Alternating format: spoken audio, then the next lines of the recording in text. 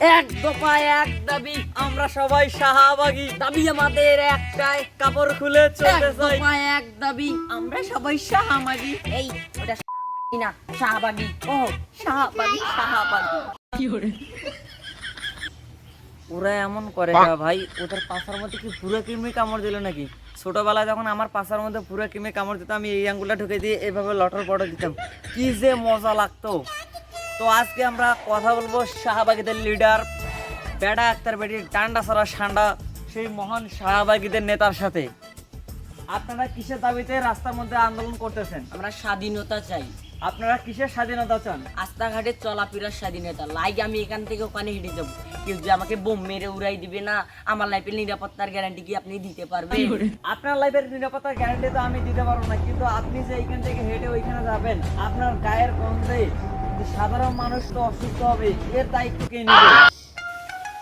তো দর্শক বিন্দু, আপনারা দেখলেন যে শাহবাগীরা কিসের জন্য রাস্তার মধ্যে আন্দোলন করতেছে। অবশ্যই আমরা বিস্তারিত জানবো এবং আজকে সারাদিন আমরা শাহবাগীদের সাথে থাকবো এবং তারা কি কি করে না করে সবকিছু আজকে আমাদের এই ফুটকানির মধ্যে দেখাবো। আপনাদের সাথে আছে আমি রিপোর্টার কাকা। তো চলুন আমরা সরাসরি যাবো শাহবাগীদের কাছে। তো বলুন, আপনারা যে রাস্তার মধ্যে আন্দোলন করতেছেন, আপনাদের আসলে দাবিটা কি? আমরা শাহবাগী কি মানুষ না? হ্যাঁ, আপনারা মানুষ।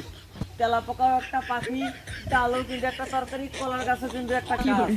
তো দর্শক বিন্দু, আপনারা দেখলেনই শাহবাগীদের অবস্থা এবং তাদের গায়ের গন্ধে কিন্তু সারা দেশের মানুষ অতিষ্ঠ হয়ে পড়তেছে। তারা রাস্তার মধ্যে এইভাবে আন্দোলন করতেছে এবং দুর্গন্ধ ছড়াচ্ছে। অবশ্যই আপনারা এর বিরুদ্ধে কিছু প্রতিবাদ করে যান, আর দেখবেন যে আমরা আজকে সারাদিন শাহবাগীদের সাথে থাকবো। এবং